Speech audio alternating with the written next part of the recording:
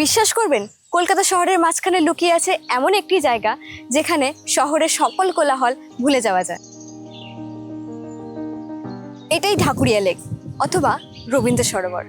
প্রতিদিন হাজার হাজার মানুষ আসেন এখানে হাঁটতে, ব্যায়াম করতে আর একটু নিঃশ্বাস নিতে। কিন্তু জানেন কি, এটি শুধুমাত্র একটি পার্ক নয়, এটি কলকাতার এক অন্যতম গুরুত্বপূর্ণ গ্রিন লাইন। চারপাশে সবুজ গাছপালা,